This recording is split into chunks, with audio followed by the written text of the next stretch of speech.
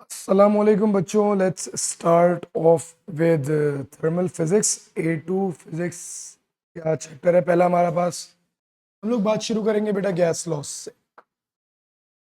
थोड़ा सा गला खराब है, थोड़ा एडजस्ट कीजिएगा बेटा। बात कर रहे हैं गैस लॉस की, तो सबसे पहला लॉ जो हम लोगों ने डिस्कस करना होता है वो हमारे पास होता है बेटा बॉयल्स लॉ।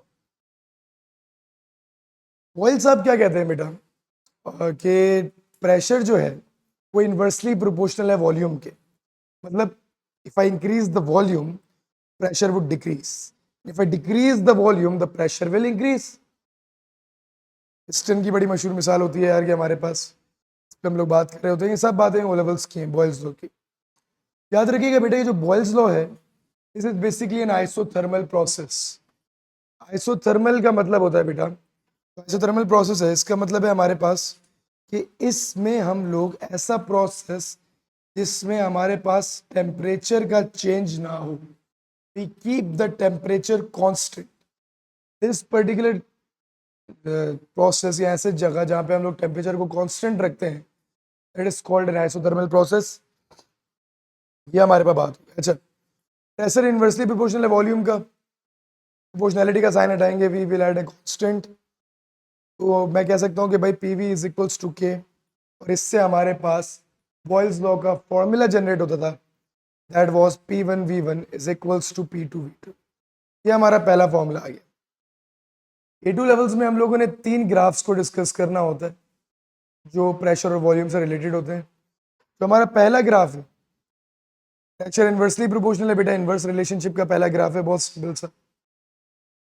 सेकंड बेटा, अगर मैं प्रेशर का ग्राफ बनाना चाहूँ 1/, वॉल्यूम से, तो प्रेशर डायरेक्टली प्रोपोर्शनल हो जाएगा 1/, वॉल्यूम से, तो graph will be a straight line, the constant gradient. Thirdly, अगर बेटा मैं प्रेशर मल्टीप्लाइड बाय वॉल्यूम का ग्राफ बनाना चाहूँ, पीवी अगेंस्ट कुछ भी, अगेंस्ट मैं प्रेशर बनाऊं, पीवी अगेंस्ट प्रेशर, पीवी एक तरफ रखूं और अगेंस्ट प्रेशर रख दूं, और पीवी अगेंस्ट वॉल्यूम रख दूं, तो PV basically is a constant, the graph will be a straight line, वो ऊपर या नीचे, उसका कोई ग्रेडियंट नहीं होगा। तो ये 3 बातें हमारे पास बॉयल्स लॉ की हो गई। फिर हम बात करते हैं बेटा चार्ल्स लॉ की। चार्ल्स लॉ कहता है कि वॉल्यूम ऑफ अ गैस जो है ना वो डायरेक्टली प्रोपोर्शनल है उसके टेम्परेचर से, और in this case we T keep the pressure constant. क्या बोलता है भाई, चार्ल्स लॉ की वर्डिंग सुनिएगा, volume of the gas is directly proportional to its thermodynamic temperature. The term thermodynamic in physics is used to indicate that temperature is measured in kelvins. Whenever the term thermodynamics is there, remember that the temperature is being measured in kelvins. So अगर मैं कह रहा हूँ कि भाई volume directly proportional thermodynamic temperature के, इस Charles law को अवॉइड करने के लिए हम लोग प्रेशर को कांस्टेंट रखते हैं, और प्रेशर कांस्टेंट जब होता है, this particular process is called isobaric process. हमारे पास जो हम टेम्परेचर कांस्टेंट रख रहे थे वो आइसोथर्मल प्रोसेस था, जब हम प्रेशर कांस्टेंट रखते हैं that is called N isobaric process. Isobaric क्यों बोलते हैं बेटा, क्योंकि बार जो है एक यूनिट होता है प्रेशर का, and 1 bar is equals to 100,000 pascals, तो इसलिए इसको एक आइसोबैरिक प्रोसेस का नाम दिया गया। सिमिलरली बेटा प्रोपोर्शनैलिटी का साइन हटाऊंगा, we will get a constant, तो volume times temperature will, volume divided by temperature will give you a constant के। इससे हमारे पास हमारा सेकंड फॉर्मूला डिराइव होता है, it is V1 divided by T1 is equals to V2 divided by T2। तो ये हमारे पास दो फॉर्मूले, P1V1 is equals to P2V2। Second formula बेटा P1 divided by T1 is equals to V2 divided by T2। बात को थोड़ा सा समझ लेते हैं यार अपनी आसानी के लिए। तो क्या बात थी बेटा कि अगर बेटा मेरे पास एक गैस मॉलिक्यूल्स हैं, उनका टेम्परेचर बढ़ाऊंगा तो हमारे पास पिस्टन भी मूव करेगा, देयरफॉर वॉल्यूम भी इंक्रीज होगा। प्रेशर बढ़ाऊंगा, टेम्परेचर बढ़ाऊंगा, वॉल्यूम जो है, टेम्परेचर बढ़ाएंगे वॉल्यूम, टेम्परेचर बढ़ाएं वॉल्यूम, गर्मी देंगे मॉलिक्यूल्स, वॉल्यूम बढ़ाएंगे, वॉल्यूम बढ़ाएंगे। प्रेशर कुकर सीटी मारना शुरू करता है। अगर डेगची को देखो, डेगची का ढक्कन ऊपर आना शुरू होता है, गैस टेम्परेचर बढ़ा रहे, वॉल्यूम बढ़ है, वॉल्यूम बढ़ है, ज्यादा जगह चाहिए, ज्यादा जगह रिक्वायर्ड। टेंशन की बात तो नहीं है। मूविंग फॉरवर्ड, अगर बेटा मेरे पास वॉल्यूम टेम्परेचर का ग्राफ बनाना हो तो डेफिनेटली डायरेक्ट प्रोपोर्शन ग्राफ है, स्ट्रेट लाइन बन जाएगा। अगर टेम्परेचर केल्विन में, बट अगर टेम्परेचर डिग्री सेल्सियस में है तो graph will definitely have a Y intercept, वो जीरो से शुरू नहीं होगा और वो जहां पीछे जाके एक्स एक्सिस को मिलेगा that is known as absolute zero temperature. और एब्सोल्यूट जीरो क्या होता है basically? Absolute zero is minus 273.15 degree celsius. बेटा ये एक जिसे कहते हैं थ्योरेटिकल टेम्परेचर है जिसपे केल्विन ने कहा था, लॉर्ड केल्विन ने बताया कि इस पर्टिकुलर टेम्परेचर पे average kinetic energy of molecule will become zero. मतलब अगर सॉलिड के पार्टिकल्स अपनी पोजीशन पे वाइब्रेट करते हैं, दे वुड स्टॉप वाइब्रेटिंग, उनके अंदर इंटरनल काइनेटिक एनर्जी जीरो हो जाएगी, मॉलिक्यूल की मूवमेंट स्टॉप हो जाएगी। This is what was told by Kelvin and this is what is meaning of absolute zero. I guess my point is clear, ठीक है। तो अगर बेटा मुझे किसी भी टेम्परेचर को जो डिग्री सेल्सियस में हो केल्विन में कन्वर्ट करना है तो what would I do is that मैं उस टेम्परेचर को 273.15 से ऐड कर दूंगा। I would get the temperature in kelvins. फिर से अगर मेरे पास एक टेम्परेचर है, कोई भी टेम्परेचर है डिग्री सेल्सियस में, I would just add it with 273.15 to get the temperature in kelvins. ये हमारे पास बेटा स्टेटमेंट होगी।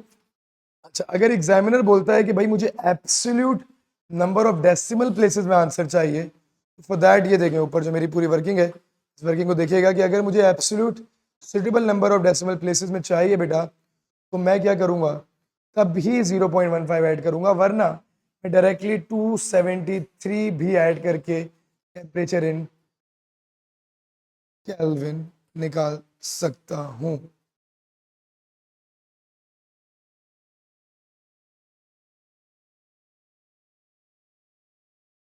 अच्छा जी, ठीक हो गया जी, कोई मसले की बात तो नहीं है। मूविंग फॉरवर्ड, हमारे पास अगली कहानी है, what are the properties of a thermodynamic scale. So we in our syllabus we discuss the four properties of thermodynamic scale, frequently asked in the examination. First is thermodynamics temperature, refers to a temperature that is measured in kelvins. Already told you thermodynamic temperature का मतलब है कि वो temperature kelvin में measure हो रहा है। Secondly, इस स्केल का कोई अपर फिक्स पॉइंट नहीं होता, ये स्केल जैसे भाई कोई अपर फिक्स पॉइंट इसका नहीं होता। लोअर फिक्स पॉइंट जो होता है इसका that is called absolute zero और जीरो केल्विन्स। ये स्केल जीरो केल्विन से शुरू होता है। याद रखिएगा ये एक थ्योरेटिकल स्केल है, doesn't depend upon any physical property, इसकी कोई डिपेंडेंस नहीं होती किसी भी फिजिकल प्रॉपर्टी पे। ये हमारे पास चंद प्रॉपर्टीज हो गई थर्मोडायनेमिक स्केल की। अच्छा, तीसरे लॉ की बात करते हैं। पहला लॉ हम लोगों ने सॉरी पढ़ लिया बेटा कि भाई प्रेशर जो है इन्वर्सली प्रोपोर्शनल टू वॉल्यूम के, आइसोथर्मल प्रोसेस, बॉयल्स लॉ। फिर हम लोगों ने बेटा चार्ल्स लॉ पढ़ा, volume is directly proportional to temperature, isobaric process, Charles law. फिर तीसरा लॉ पढ़ने लगे that is called a pressure law, that pressure of a gas is directly proportional to its thermodynamic temperature. Thermodynamic माने measured in kelvins. तो बेटा pressure is directly proportional to temperature, और इस process में हम लोग वॉल्यूम को कांस्टेंट लेते हैं। Therefore this process is called isovolumetric process. अच्छा, प्रेशर डायरेक्टली प्रोपोर्शनल टेम्परेचर के, प्रोपोर्शनैलिटी का साइन हटाएंगे, P is equals to KT हो जाएगा। Pressure over temperature is equals to K, that is constant, और मेरा फॉर्मूला बन जाएगा P1 over T1 is equals to P2 over T2। क्या बोलता है भाई, अभी मैंने इसको बंद कर दिया, ठीक है, अब जगह बढ़ नहीं सकती, टेम्परेचर बढ़ा लो, मॉलिक्यूल्स की movement, pressure, force per unit area exerted on a wall बढ़ जाएगी। तो भाई अगर एक जगह फिक्स है, एक जगह फिक्स है और टेम्परेचर बढ़ा, वॉल्यूम की अंदर की मॉलिक्यूल्स की मूवमेंट फास्ट फास्ट फास्ट, तो टेम्परेचर बढ़ाऊंगा तो प्रेशर ऑटोमेटिकली अंदर इंक्रीज, और इस सूरत में मैं वॉल्यूम चेंज नहीं कर रहा, ये वॉल्यूम बढ़ या कम नहीं हो सकता। बहुत इजी सी स्टेटमेंट हो गई भाई। तीनों प्रोसेस, तीनों लॉस को डिस्कस कर लिया। इसका भी एक ग्राफ है बेटा, अगर प्रेशर का ग्राफ टेम्परेचर इन केल्विन्स के डायरेक्टली प्रोपोर्शनल बन जाएगा, स्ट्रेट लाइन ग्राफ हो जाएगा। तो ये हमारे पास जो है ने तीन बातें कर ली, ठीक है। मूविंग फॉरवर्ड बेटा, बात को आगे बढ़ाते हैं। अब मैं यार इन तीनों गैस लॉस को कंबाइन करता हूं और एक लॉ बना। मैंने क्या किया, तीनों गैस लॉस को कंबाइन किया। मैंने कहा भाई P V over T is a constant, ठीक है। P1 V1 ओवर T1 या P V over T as a constant, ठीक है। तीनों लॉस को साथ लिख दिया। हमारे पास पी वी जो हो गया ये हो गया बॉयल्स लॉ। फिर हमारे पास ये प्रेशर बढ़ेगा, जब टेम्परेचर बढ़ाएंगे तो हमारे पास अभी जो हम लोगों ने पढ़ा भाई, टेम्परेचर बढ़ाएंगे तो प्रेशर भी बढ़ेगा, तो हमारे पास P over T pressure law. और तीसरा हमारे पास चार्ल्स लॉ। तीनों लॉस को बना के मैंने एक यूनिवर्सल गैस लॉ बना दिया कि P1 V1 over T1 is equals to P2 V2 over T2। Constant constant हो गया। तो ये हम लोगों ने एक यूनिवर्सल गैस लॉ बना दिया। इसी से हम लोग अब बेटा कुछ आगे की बातें करेंगे। सबसे पहली बात हमारे पास है कि आइडियल गैस इक्वेशन। बच्चों आइडियल गैस इक्वेशन हमारे पास क्या होती है, उससे पहले इसका फॉर्मूला देखते हैं। That is PV is equals to nRT। ये आ गई आइडियल गैस की equation. Pressure multiplied by volume is equals to n, that is number of moles, times R, that is universal gas constant, and T, that is temperature. ये हमारे पास एक equation आ गई PV is equals to nRT। अब हमें बात करता है बेटा कि भाई सबसे पहले अक्सर व बेशतर पेपर में पूछता है कि define ideal gas equation. Sir ideal gas की इक्वेशन क्या होती है? हर वो गैस जो PV is equals to nRT को फॉलो करे, अवॉइड करे for all values of pressure, volume and temperature, that gas can be stated as an ideal gas. हर वो गैस जो फॉलो करे relationship of universal gas equation, that is PV equals to nRT, हर value की pressure, volume और temperature के लिए, that is stated as an ideal gas. ये हमारे पास आइडियल गैस की डेफिनेशन हो गई। अक्सर पेपर में पूछता है, you need to remember it by heart. Moving forward, अब बेटा बात आगे बढ़ाते हैं। तो हमारे पास नेक्स्ट बात आती है, that is kinetic theory of gases. बेटा क्या रेफरेंस है, क्या है ये, और इसकी क्या हमारे पास अजम्पशंस है। सॉरी, वो अजम्पशंस हम लोगों ने बहुत इंपॉर्टेंटली याद रखनी है। सबसे पहले kinetic theory of gas, it refers to the set of basic assumptions in relationship with their properties of movement and behavior of ideal gas। Kinetic theory of gases क्या है कि भाई कुछ assumptions हैं जो हमारे पास relationship with properties of movement and behaviour of ideal gas. और ये assumptions क्या है, वन बाय वन मैं रीड कर रहा हूँ, इनको समझिएगा। पहली, जो भी गैस मॉलिक्यूल्स वो सारे कॉन्टिन्यूस रैंडम मोशन में है, they do not stop. Second, इनके दरमियान कोई इंटरमोलिक्यूलर फोर्स प्रेजेंट नहीं है। They have zero intermolecular forces of attraction between these molecules. Solid में इंटरमोलिक्यूलर फोर्सेस स्ट्रॉन्ग, लिक्विड में वीक, गैस में very weak. But for an ideal gas इनके अंदर कोई इंटरमोलिक्यूलर फोर्सेस प्रेजेंट नहीं होती। थर्ड, जो वॉल्यूम ऑफ द गैस है वो नेग्लिजिबल होगी compared with the volume of the container. Container के वॉल्यूम के रिस्पेक्ट में volume of gas will be ना होने के बराबर, will be negligible as compare to the volume of the container, ठीक है। और याद रखिएगा फोर्थ पॉइंट जिस पे हम बहुत आगे की वर्किंग करेंगे, that gas molecules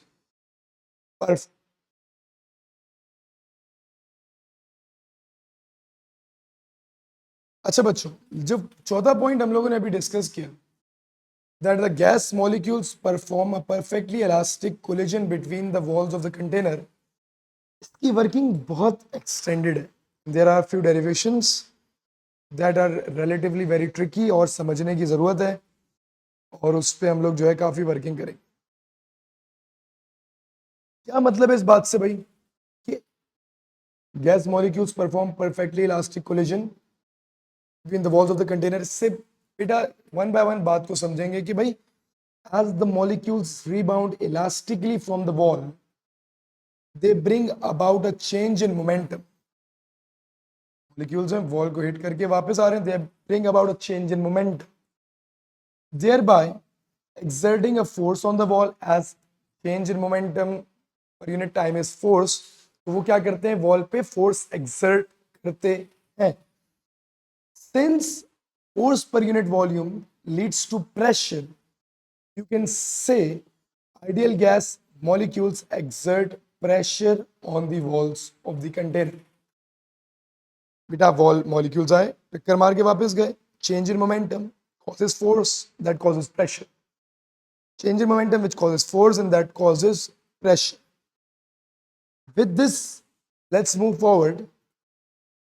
The pressure exerted by the ideal gas can be calculated using the formula pressure is equals to 1 over 3 times density times mean average speed squared. अच्छा बेटा, ये जो P है ये हमारे पास प्रेशर है, density of the ideal gas, and ये जो ब्रैकेट में मैंने C स्क्वायर लिखा है, this is basically the mean square speed, average square speed of the ideal gas molecules. इस फॉर्मूले की डेरिवेशन हमारे पास रिक्वायर्ड है. इस डेरिवेशन के we have got 5 different steps. हर स्टेप अलग अलग जगहों पे पास्ट पेपर्स में आपसे पूछ रहा होता है. Let's move on, slowly slowly चलेंगे, देखते हैं चीजों की मतलब वन बाय वन. अच्छा जी, the gas molecules of mass m starts from the wall EFGH. एक मॉलिक्यूल ने यहां से शुरू किया and strikes the opposite wall ABCD. यहां से आया और इस वॉल को स्ट्राइक किया और फिर वापस आके अपनी ओरिजिनल पोजीशन पे आ गया. इतने मोशन की बात. We assume that speed was basically V U S whatever, but हम लोग यहाँ अज्यूम कर रहे हैं कि speed of the gas molecules in the x direction, taking x direction के EFGH से ABCD पे x जा रहा है, CX. CX मेरे पास स्पीड है ऑफ द मॉलिक्यूल. सबसे पहले हम लोग बेटा we will start off with the change in momentum. Change in momentum हो जाएगा बेटा mass into final speed minus mass into initial velocity. अच्छा फॉर मी ना, मैं ना लेफ्ट वाली डायरेक्शन को पॉजिटिव ले रहा हूँ जो फाइनल डायरेक्शन है, और राइट वाली डायरेक्शन को नेगेटिव ले रहा हूँ. तो अगर मैं थोड़ा सा तुम लोगों को साथ साथ भी चेंज इन मोमेंटम निकालूँ ना, फाइनल मोमेंटम हो जाएगा मास into final velocity that I am taking as negative minus, ठीक है, और फाइनल को मैं पॉजिटिव दे रहा था. मास into final velocity that I am taking as positive और initial velocity that I am taking as negative. बेटा ये हमारे पास हो जाएगी 2m cx. तो ये चेंज इन मोमेंटम हमारे पास आता है. Divide this change in momentum by time, we would get the force. Therefore मैंने ये किया, force is change in momentum over time. Change in momentum निकाला, टाइम से डिवाइड किया, ये हमारे पास फोर्स आ गई. अच्छा, सिंस हमें एक बात पता है कि speed is equal to distance upon time, so time will be distance divided by speed.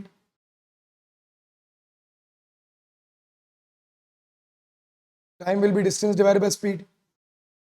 So हमारे पास अगर distance जो है, जो distance है बच्चों मेरे पास, वो मुझे पता है कि भाई हर स्क्वायर की लेंथ हम लोग L कंसिडर कर रहे हैं, तो डिस्टेंस हो जाएगा ये हमारे पास 2L हो जाएगा, और जो स्पीड हम लोगों ने ली है दैट इज 6cx। सॉरी बेटा, मैंने टाइम को क्या बोल दिया, टाइम विल बी 12/cx, और ये चीज मैंने यहाँ टाइम की जगह जो है पुट कर दी, देयरफॉर मेरी 2mcx divided by 12/cx I.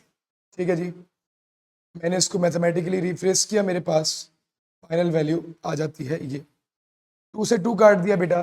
Step number 1, force हमारे पास आ गई, mass multiplied by speed in x direction squared divided by L. तो ये बेटा हमारे पास पहला स्टेप। डेरिवेशन बहुत जरूरी है बेटा, इसका सेकंड स्टेप पे आते हैं। सिंस मुझे पता है कि भाई प्रेशर जो है फोर्स अपॉन एरिया के इक्वल होता है, एंड बॉक्स की हर लेंथ एल है, therefore area will be L squared. And force हम लोग अभी ऊपर वाले पार्ट में निकाल चुके हैं, फोर्स मैंने फोर्स की जगह पे पुट की, एरिया वॉज एल स्क्वायर्ड, जब ये न्यूमरेटर का डिनोमिनेटर मल्टीप्लाई हो that becomes L cube, and we know that L into L is speed of the ideal gas in x direction squared divided by volume। तो ये मेरे 2 steps हो गए, pressure तक आ गया। बात को थोड़ा आगे बढ़ाते हैं। ये जो बात मैं कर रहा था,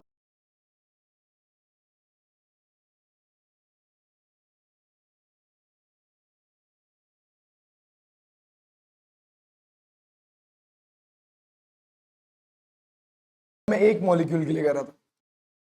now let's assume that we have got n number of molecules. ठीक है, बहुत ज्यादा मॉलिक्यूल्स हैं, they are travelling in all x directions. तो अगर मुझे फॉर्मूले को थोड़ा रिफ्रेश करना है, एक मॉलिक्यूल के लिए मैंने ये निकाला था बेटा, अगर मुझे बहुत सारे मॉलिक्यूल्स के लिए निकालना होगा तो मैं n से मल्टीप्लाई कर दूंगा इसको। एंड सेकेंडली, अब मेरे पास जो स्पीड थी एक मॉलिक्यूल की cx थी, बहुत सारे मॉलिक्यूल्स, कोई ज़्यादा कोई तेज, तो मैं उसको एवरेज के लिए मैंने इस पे क्या लगा दिया, ये ब्रैकेट लगा दिया। This means that this is the mean square speed in x direction, average square speed. Moving forward, nm number of molecules multiplied the molecule of multiplied the mass of the one ideal gas molecules will give us the total mass of all the molecules। n से मेरे पास number आ रहा है, number of ideal gas, m से मेरे पास mass of one ideal gas, we multiply them together, we will get the total mass of all the molecules। ठीक है, मैंने इस nm को m से जो है रिप्लेस कर दिया, and volume, so mass over volume would give us the density. तो मेरे पास ये मेरा फोर्थ स्टेप, अभी भी एक स्टेप बाकी।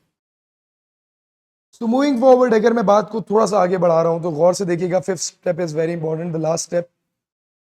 But assuming that in reality molecules are travelling in all direction, ना सारे एक्स में तो नहीं जा रहे होंगे, कुछ वाई कुछ जी, हर डायरेक्शन में मूव कर रहे होंगे।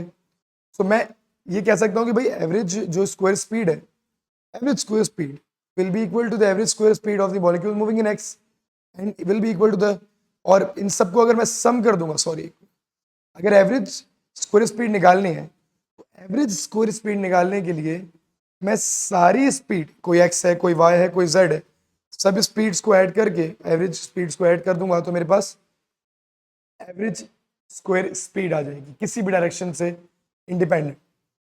So average square speed will be equal to the square speed in the direction of x plus the square speed in the direction of y plus the square speed in the direction of z।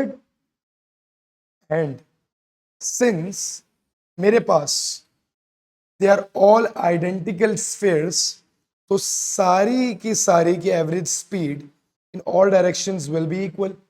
जो speed x direction में होगी that will be the speed in the y direction and that will be the speed in the z direction।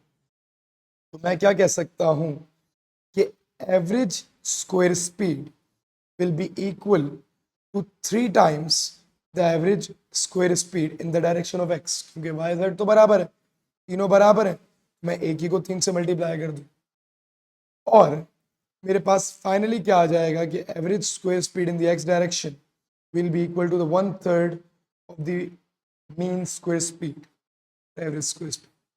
और ये चीज अगर मैं यहाँ पे रिप्लेस कर दूंगा, I would get the final answer from step 5 that pressure is given by 1/3 rho times average square speed या mean square speed.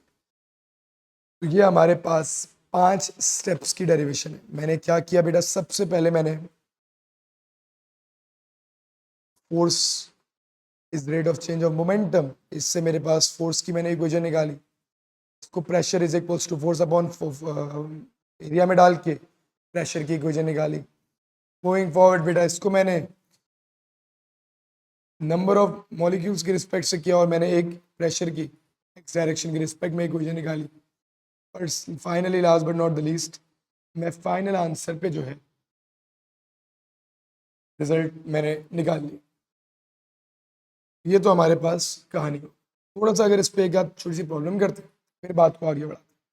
अच्छा, तो how to calculate the pressure by an ideal gas molecules using the above equation.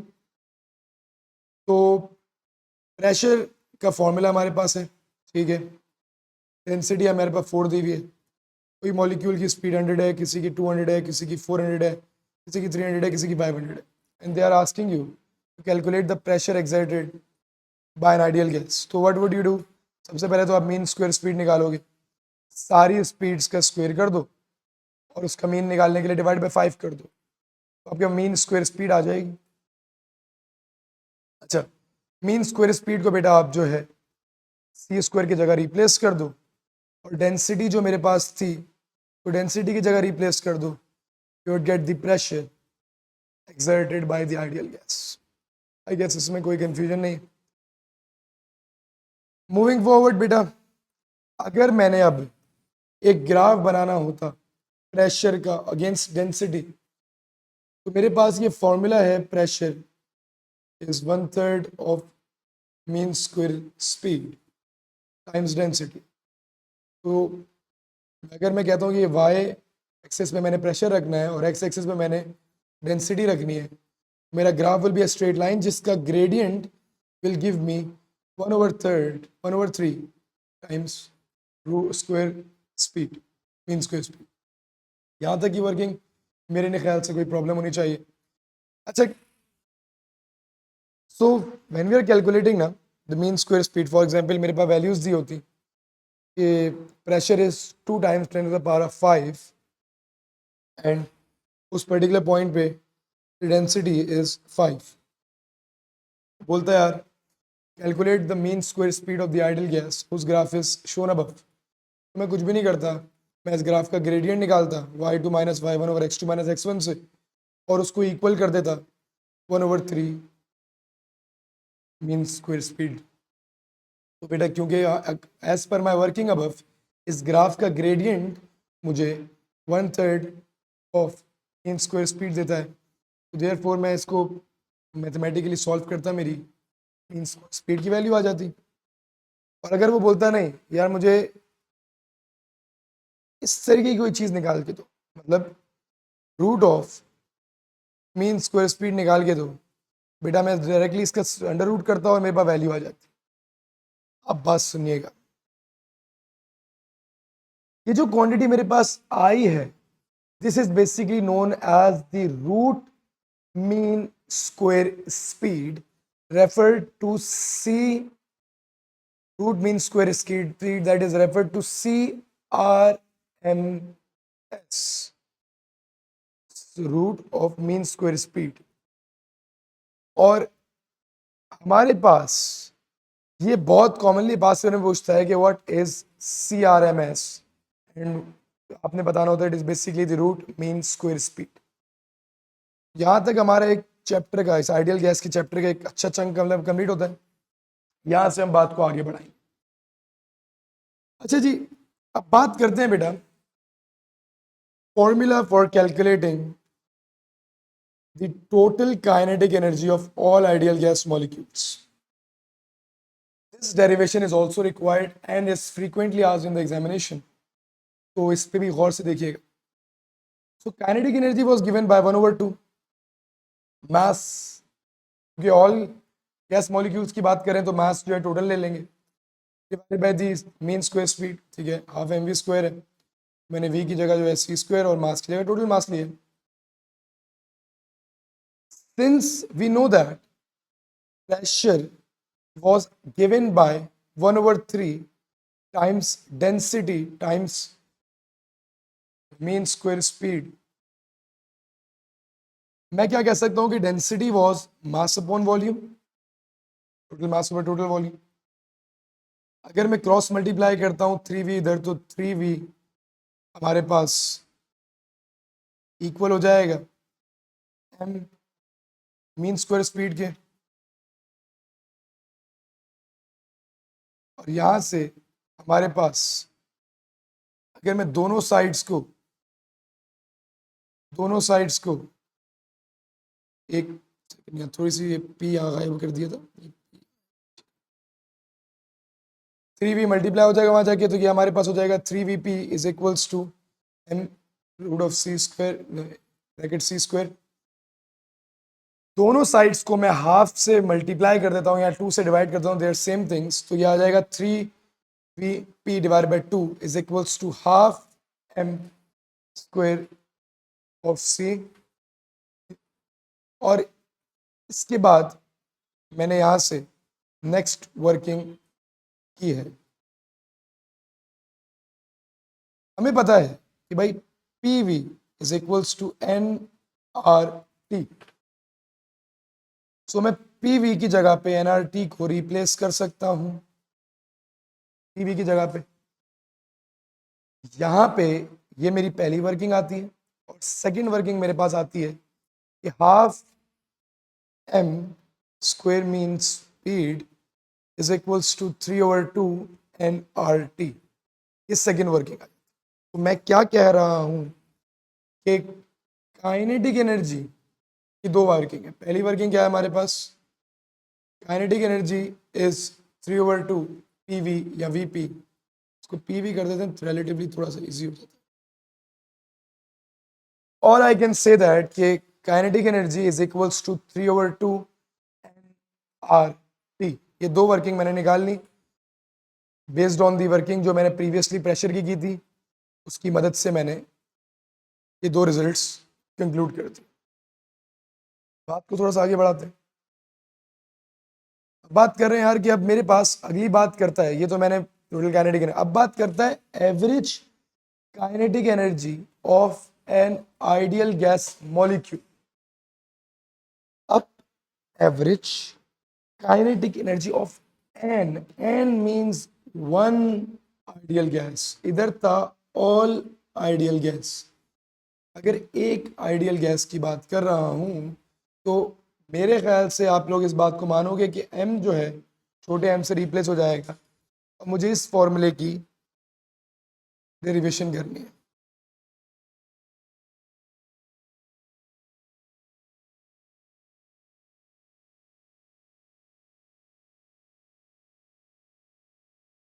So guys, you all would agree कि भाई हमारे पास 1/2 c square PV 1/3/2 nRT के बराबर था, ठीक है। ये हम लोगों ने अभी लास्ट वर्किंग यही की थी। इस वर्किंग में अगर मैं कहता हूं कि जो मेरा मास है, टोटल मास, वो बराबर होता है, टोटल मास जो है वो बराबर होता है number of molecules of single gas molecule multiplied by the mass of one single gas, total mass आ जाएगा। तो मैंने m को रिप्लेस कर दिया nm से, ये हम लोग पहले भी कर चुके हैं। अच्छा जी बेटा, अब मैंने क्या किया, मैंने इस n को वहां जाके डिवाइड कर दिया, हाफ m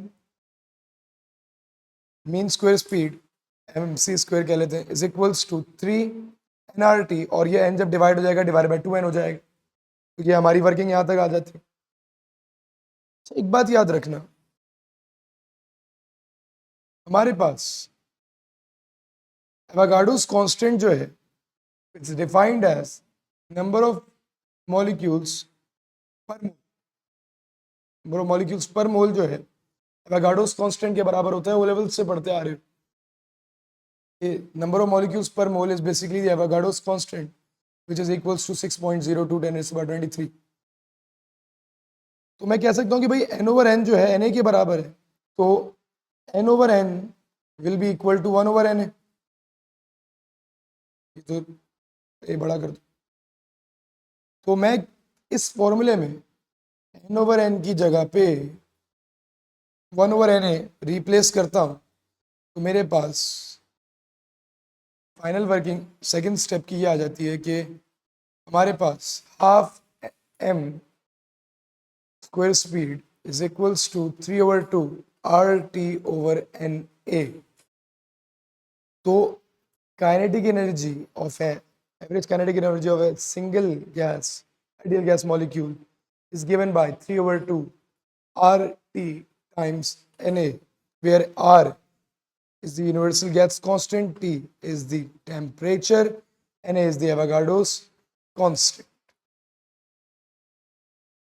तो इसका लास्ट स्टेप देख लेना यार, हमारे पास since R is also a constant, since Na is also the Avogadro's constant, तो मैं कह सकता हूं कि R over Na be replaced by a new constant, इसको डिवाइड करके K R over Na can be replace, क्योंकि दोनों कांस्टेंट हैं, ये दोनों चीजें चेंज नहीं होती।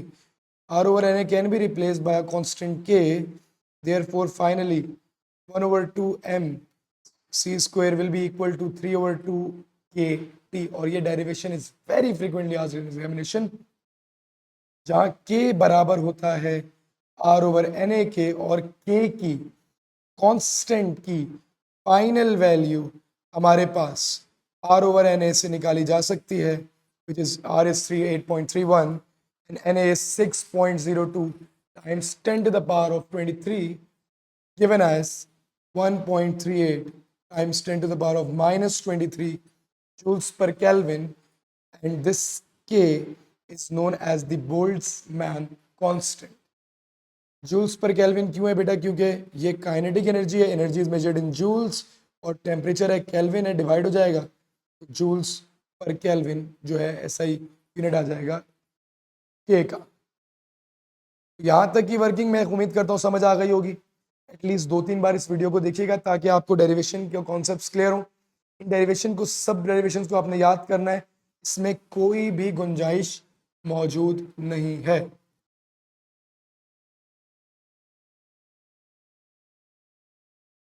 अच्छा जी, let's move on to the next part. बेटा लास्ट वर्किंग में हम लोगों ने pressure of the ideal gas निकाल लिया था। Pressure was given by 1/3 density times mean square speed. इससे हम लोगों ने डेंसिटी को मास ओवर वॉल्यूम से रिप्लेस किया और प्रेशर का एक और वर्किंग निकाल ली। ये सारी बातें हम लोगों ने लास्ट टाइम कर ली थी प्रीवियस वीडियो में। फिर इससे हम लोगों ने जो है kinetic energy of the ideal gas निकाली, that was 1/3 mass of the all the molecules root square mean square speed is equals to 3 over 2 PV। और इसी से हम लोगों ने एक और फॉर्मूला PV को nRT से रिप्लेस कर दिया था। तो ये हमारे पास टोटल काइनेटिक एनर्जी की दो फॉर्मूले आ गए थे। इसकी डेरिवेशन भी हम लोगों ने बहुत डिटेल में की थी। फिर हम लोगों ने average kinetic energy of a single gas molecule किया था, 1 over 3 m square mean square speed is equals to 3 over 2 kT। और इससे हम लोगों ने k को बताया था कि वो R over Na के बराबर होता है, बोल्ट्जमैन कांस्टेंट है, इसकी वैल्यू निकाल ली थी। और ये हम लोगों ने एक और फॉर्मूला कर लिया। आज इन फॉर्मूले से रिलेटेड हम लोग कुछ क्वेश्चंस को देखेंगे और इसको आगे बढ़ेंगे और एक दो चीज़ें और डिराइव करेंगे। बेटा बेस्ड ऑन हमारी प्रीवियस वर्किंग के भाई, average kinetic energy of a single gas molecule is equals to 3 over T kT। इससे मैं एक और बात रिप्लेस कर रहा हूं कि भाई हमारे पास since mass of the ideal gas molecule same रहता है और के भी बोल्ट्जमैन कांस्टेंट है, तो भाई जो स्क्वायर स्पीड है वो सिर्फ किस पे डिपेंड करती है? टेम्परेचर पे। बाकी चीजें तो चेंज नहीं हो सकती ना मास, ना कि कुछ और चीज इस फॉर्मूले में चेंज नहीं हो सकती ना, सब चीजें कांस्टेंट। तो मैं क्या कह सकता हूं कि जो मीन स्क्वायर स्पीड है वो डायरेक्टली डिपेंडेंट होती है बेटा टेम्परेचर से। तो भाई mean square speed is directly proportional to temperature, ये भी बात याद रखिएगा।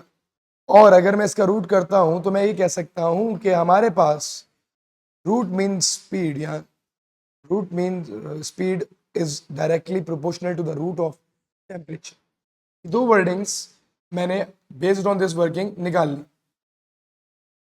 बात को थोड़ा सा आगे बढ़ाते हैं। इस रिजल्ट से मुझे प्रूव करना है for an ideal gas the product of its pressure and volume can be expressed as follows. This derivation is also required that PV can be given as NKT. ये कैसे होगा यार? अच्छा, we know that pressure is 1/3 times density times square mean speed. मैं क्या कह सकता हूँ कि भाई हमारे पास डेंसिटी मास ओवर वॉल्यूम था, ठीक है, तो हम लोगों ने लास्ट टाइम ये भी निकाला था कि टोटल मास है बेटा NM ओवर V के बराबर होता है। ये भी हम लोगों ने थोड़ी देर पहले इसको डिस्कस भी किया।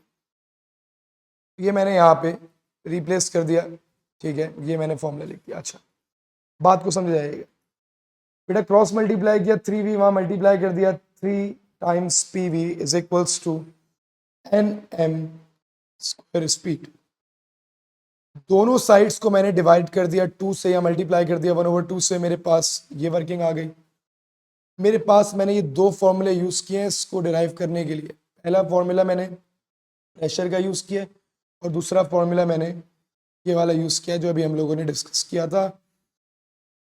बेटा सिंस जब मैंने इसमें हाफ से डिवाइड कर दिया तो 1/2 mass multiplied by average square speed या मीन स्क्वायर स्पीड इसके बराबर होता है बेटा हमारे पास 3/2 KT के बराबर होता है। तो मैंने इसको यहाँ पे जब रिप्लेस किया बेटा 3/2 PV वॉज इक्वल टू इसकी जगह पे 3/2 KT और N यहाँ से एज इट इज रहा। तो फाइनली मेरा आंसर आता है PV is equals to NKT। Derivation बहुत आती है, दो फॉर्मूले यूज करने हैं, प्रेशर वाला और दूसरा हमारे पास kinetic energy, average kinetic energy of a single gas molecule का, ठीक है। दो फॉर्मूले की यूज करते हुए मैंने इसको भी डिराइव कर, ठीक है। तो ये अगली चीज डिराइव कर दी हम लोगों ने। मूविंग